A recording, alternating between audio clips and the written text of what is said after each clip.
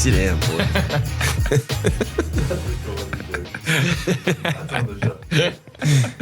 Welcome back to Kick Ons with Cam and Q. Episode 21. Well done. Well done. And we've got Aries on next week too. We're bringing the energy today. Obviously a little bit of a disappointing weekend. But, you know, we're back on the horse and we're going to get ready for this week, which is a great opportunity to come back and, you know, go away on a trip and be with the boys and try and get that win over there in Perth. But Q, how you been going, mate? Going well. Obviously woke up Sunday morning a little bit disappointed by the result and went down to my local, Bellissimo, as Eric Hipp would say, with a bit of free publicity here, and ordered my coffee, and they put the name on there, and I've heard them yell out Q. Small latte for Q. Surely not. I've had HU, I've had HUE, everything. Walk up, CUE. So Just to top off your weekend. I've put in a chat with Harris and he's gone, sorry to one up you on a Sunday, but he's gone and ordered one and been called Aries. A-I-R-I-S. So but it made me laugh and got the boys up, I think. So, yeah, obviously disappointing game against the Suns. They probably just out-hunted us and set themselves, which we always do for the Q Clash if there's a bit of a rivalry there. But yeah, we got beaten in the middle and then they probably outworked us at times. So yeah, plenty to learn from that game, but opportunity to get away with the boys and have some fun over in Perth and play against Freo, who had a great win. Yeah, definitely. And that's what I think I was speaking to Muzz, our forwards coach, after the game, and I felt like we were probably caught a little bit just hoping it was going to happen against Gold Coast, which was probably not the way that it isn't the way we've been playing all year. You know, we've been out there and been doing a lot of things. A lot of our setups are a little bit off and, you know, regardless of the opposition, when you're playing at this stand in the football, if you're off by a centimetre or just reactions off a tiny little bit, it'll just cause breakdowns everywhere. But, you know, we spoke about after the game the importance now to just make sure we can get a good stretch of footy going into the final series. We've seen that in recent years, the teams that have gone on to be successful in finals have been more consistent. So obviously not the start that we wanted on the weekend, but a great opportunity now with these next few weeks to get some good footy together. Yeah, we've still got a full month to build up our form again, and it's not like the weekend you know, changes anything that we've done in the month or two before that. We've had a really solid block. But yeah, this day and age in AFL, you can't even look at the ladder. Like every single team on their day will win, and you've just got to go. Like Freo, I think they might be sitting, you know, 14th or 15th, but it doesn't matter one bit. They go down to Geelong and beat them at a place where they're seen to be almost unbeatable. So yeah, looking forward to that challenge. They've got a really good midfield, and we're going to have to, you know, work hard in there, and it's a big ground over there as well, hostile crowd, so it's a great challenge for us. Just touch on one thing before we get to Freo. Grug kicking his first goal, which is awesome. We saw the celebration from him. He's a massive part of this podcast. So big shout out to you, Grug. Congratulations, mate. It's good. Big weight off his shoulders, I think. Yeah. He would have been hoping to kick that, but he's got a bright future. He does some great things out there. He looked energetic, and I think that's the first of many. Yeah, definitely. We'll go to Freo. Obviously, a massive trip from Brisbane to Freo. They say it's the longest trip in footy. 6 hours, is it? 6, and that means there's going to be a lot of Netflix. And have you got any shows you're going to watch on the flight? Ooh, what have I been watching? Oh, I've been watching that quarterback one with Jacko, who we've got on next. But not really. Yeah, just lacking a little bit in the minute. What about you? No, I'm on The Witcher at the moment. Oh yeah, which is pretty full. Is that the house? No, it's like a medieval times. Henry Cavill. I was actually watching it the other night, and it's very full on. A lot going on. Yeah. And Liv's walked out and seen there's a bit of everything happening on the TV. Right. She's gone, Cam, what are you watching? And I felt like a little boy. I jumped up and turned the TV on. You watching SBS at 1 a.m. at 10 years old. Oh, no, there's a lot going on. So she started watching it early with me, and then she dropped off a couple of episodes, and then that's what come on next. So it's going to be a different show to be watching on the plane as well, I'm sure. I'm going to have to keep my iPhone nice and close. Actually, that is awkward on a plane when you're watching something and something like that pops up. You're like, it's not good. Down. They ask you want a cup of tea, and you're like, just tea's good. So, I'll be watching a couple of episodes of that on the plane, which would be good. But as we spoke about after the game, it's going to be a good opportunity to get away. These trips I think we're gone for about 3 or 4 days. Yep. So leave on Friday, come back Sunday night, is it? I think so, yeah. I reckon we won't even fly back till Monday morning. There you go. Yep. So it's an awesome opportunity. We've had some great wins over there in recent years. We've had. What do we stay at? Joondalup, is it? Yeah, I wasn't there with you that year though. Yeah, that was actually pretty fun. But then we got locked up in the Mercure, and that wasn't so fun. It was like closest I've been to being in jail. Yeah, was at the hotel. That was when they had the cameras out the front of the room. They were taking photos and stuff of people in the balcony. Yeah, the boys who I think they were having a glass of red after a game or something like that, and there was like a big fence up all the way around Joondalup, and the worst thing was we were staying right on a golf course, and we were literally like we were on the fence just drooling over the first tee at Joondalup Golf Resort because we couldn't go out there. But it would be good to go over there and spend some time with each other. And obviously after last week, it's a great opportunity to go over there and play a good game. And as we touched on before, Freo are going to be hard to beat over there. But what do you think the main thing will be to get going? Obviously, I think our team defense from last week's the main thing we need to clean up. Yeah, I think just being mentally on with our structures and our team D, those two things probably show where we're at with our mindset coming into a game. Probably last year, I think we played them over there and they got us with their run, a few of their high half forwards and their midfielders as well. Really outworked us. So, yeah, we're going to have our work cut out. But as I said, you wouldn't want it any other way. 4 really tough games leading into finals against good opposition that are all, every one of them is playing for something. So, definitely. We couldn't ask for a better challenge this week and then the next 3 weeks after that, and hopefully we can build our form coming into the exciting part of the year. Definitely, no, it'll be a great opportunity, mate. But for all our Perth fans as well, we've got an open training session at Claremont Footy Club at 10 o'clock on Saturday. So if you're around, come down and see us. I'm sure there'll be an opportunity to get some photos and sign a few things. So what's this here? Chin strap. Jesus Christ. Oh, goodness me. No, last time we played there, I got my whole face split open, remember? And I was running around with the egghead on. How did that happen?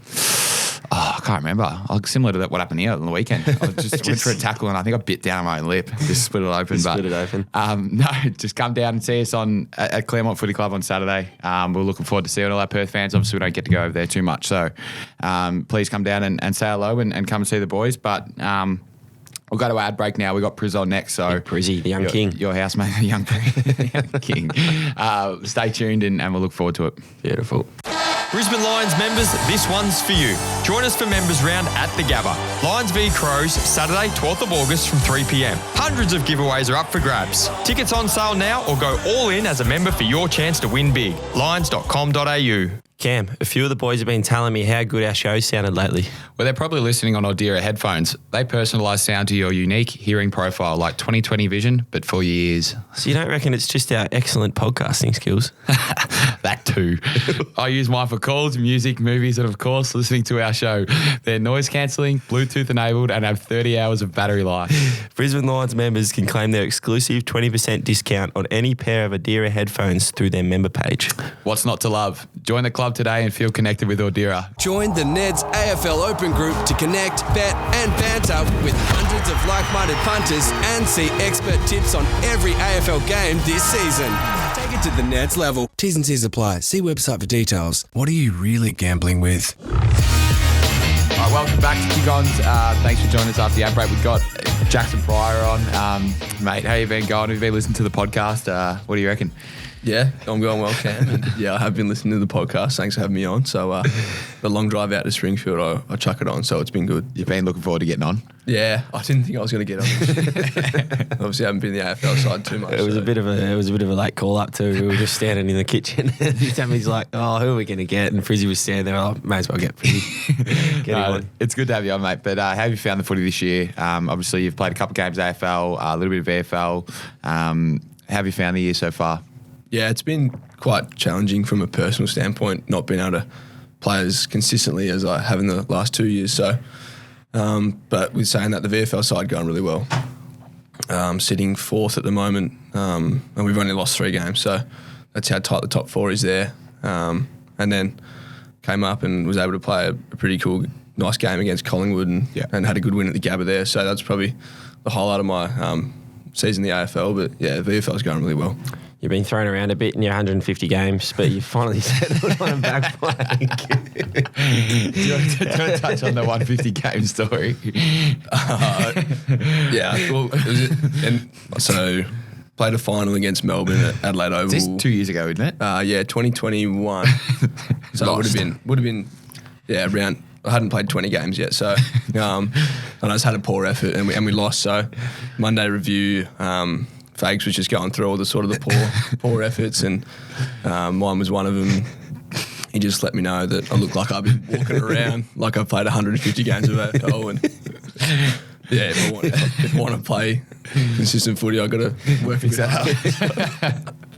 And that's a bit of an ongoing. That's stuck around for a while now. Yeah. But in all seriousness, you've sort of played a little bit of wing, a little bit everywhere throughout your time. Now you've probably settled into the back flank, particularly over the last month, and it looks like you're getting a bit more comfortable there. How have you found that? Have you enjoyed playing just like one role compared to being thrown around a bit? Yeah. Well, all throughout my juniors, I was playing half back and got drafted as a half back, but my opportunity in the AFL side was on the wing for the first couple of years of my career. But you've got boys like Jasper coming and playing that role, wing role, really well. So it sort of forced me to go down back and really nail that down. So that's what I've tried to do. And over the last month and a half, I've been able to play some good footy in the VFL down there. So pretty happy with that. That's good. We've been speaking about the Rat Pack a little bit before we got on. There's a group of you boys, yourself, Kyle Oman, Sharpie. Would you put Jimmy Tunstall in there? Yeah, for sure. Yep. Would say that you are the head of that Rat Pack, don't you reckon? No. I like to claim I'm the most mature out of the four. You're not got much competition there. No. I'm the oldest. I'm the oldest, yeah. The father figure. But I think Sharpie is probably the most mature. Really? Yeah. And Kai likes to think he is, but he's probably the least immature bloke. Least mature bloke on the list. Yeah. But that Rat Pack we have our run-ins every week. We've got a group chat and is it called a Rat Pack? No. Guy's named it something stupid. So is it worth mentioning what it's called? But we have a little.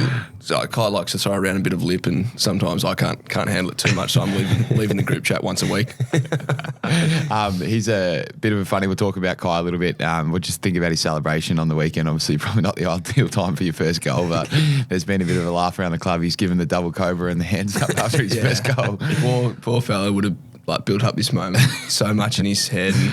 And, us boys, the Rat Pack, if you like to say, we've been into him about not kicking his first one. So, but we were really happy for him to kick his first goal. But he won't be living down in that celebration. No, definitely. Hopefully the shackles are off now and he can just relax a bit. Kick a couple more.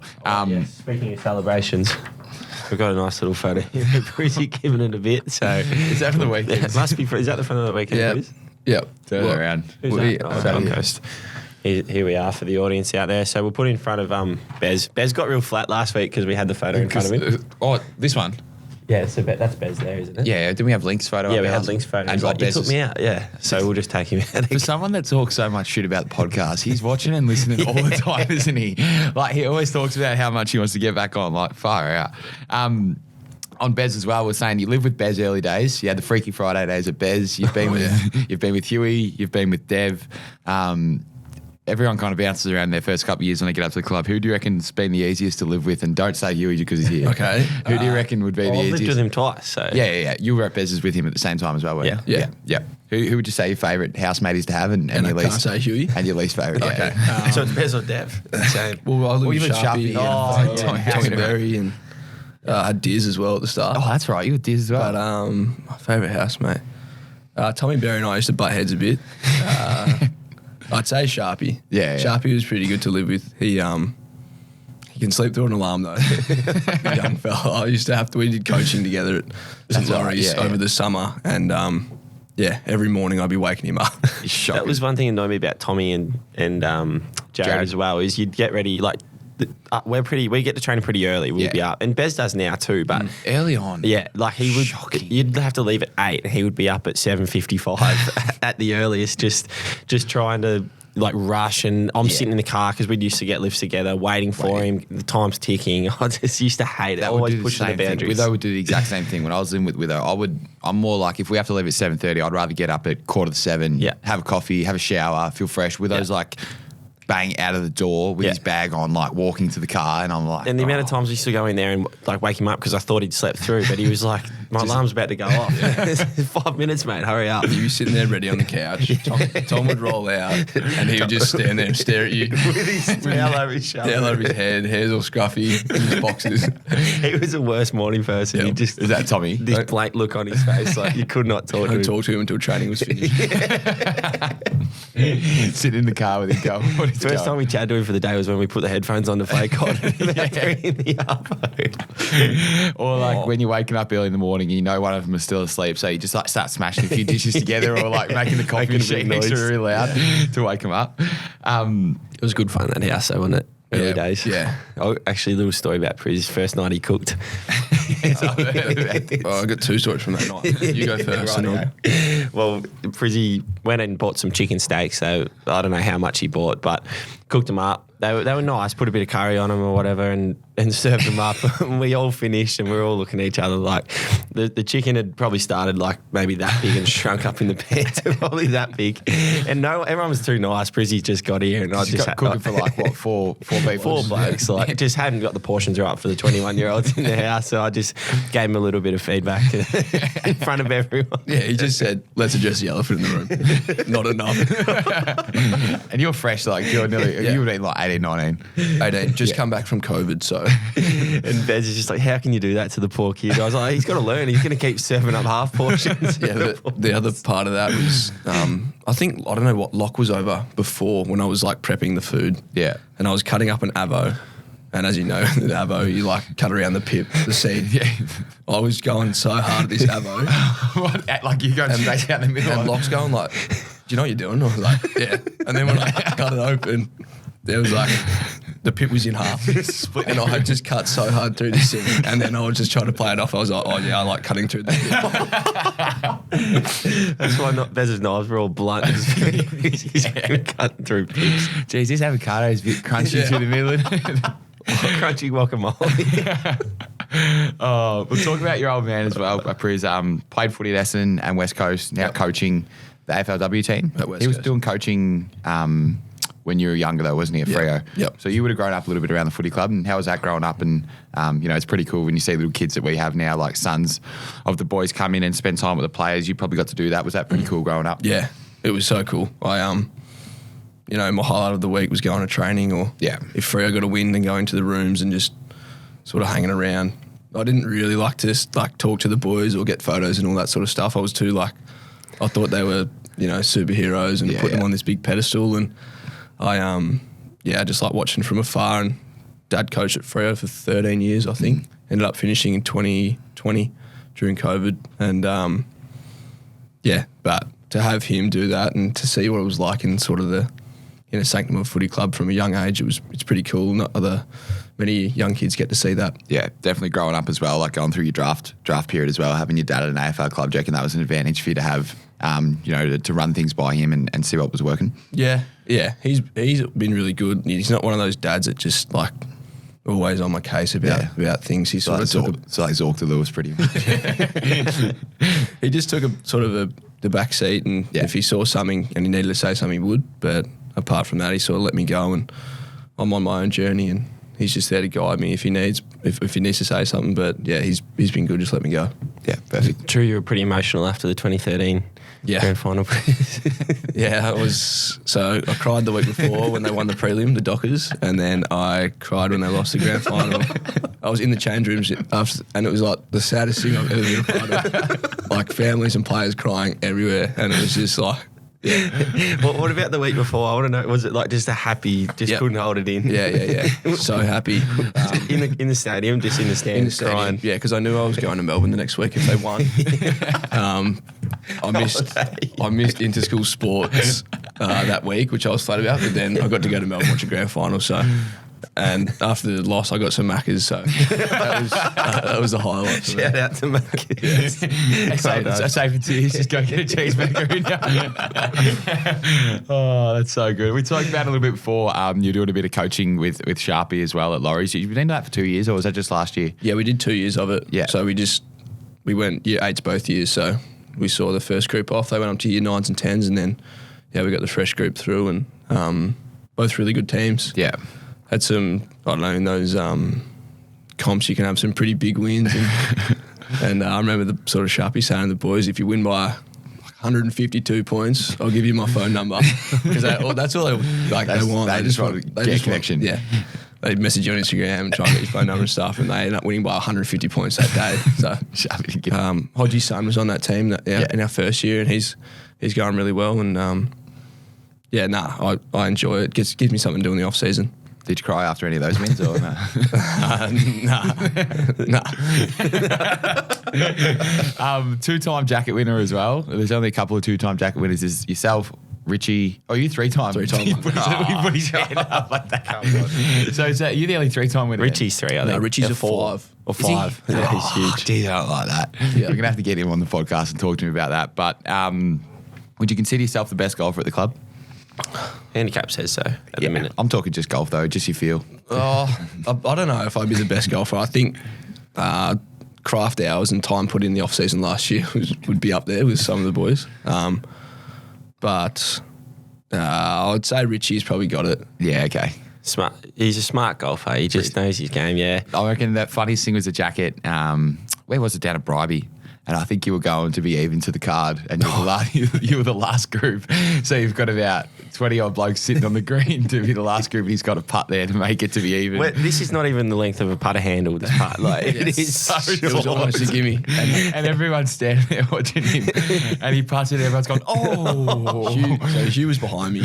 Like, if you're further away, you putt and you're away. And so Hugh was probably a foot behind me, and he was like, do you want me to putt to give you the line? And I turned around to him and was like, what are you talking about? Oh, I'm not going to miss this.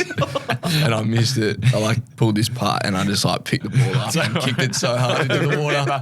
Everyone's sitting there going he's going to be even. He's going to be even to the card.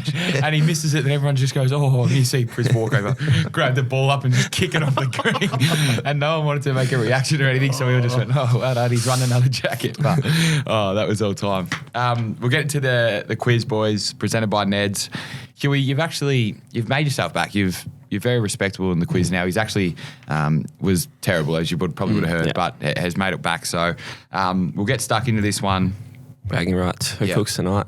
Oh, who is meant to be cooking tonight? Oh, I cooked last night, so it's supposed to be Priz, but I'm happy to put it on the line. Can we put it online? This will make it so whoever loses the quiz. Well, not cooking tonight, but Wednesday. Yeah, okay, deal. Yep. All right. This will be interesting. We should get this straight away. What number did Lockie Neal wear at Freo? Jaxon, 27. Oh, good. What's the square root of 64? Plug. 8. Oh, here we go. This is good. Don't ask me maths question. The Matildas played last night. What was the score? Jaxon. Yes. 4-0. Yes. Come on. All right. Who played Ken in the new Barbie movie? Plug. Yes. Ryan Gosling. Bang! That's it. There it is. I can give you the dead rubber question as well. The Toronto ice hockey team. What's their name? Jackson. Yes. Maple Leaf. Yes. Well done. That's a good quiz though. Jeez, there we go. Good questions. That was the best one so far. Just because you won. Priz, mate, we appreciate you coming on. You got to go get to the meeting and stuff. So thanks very much for coming on and sharing a couple of stories with us, mate. And best of luck the rest of the year. Thanks very much. Beautiful. It was a pleasure.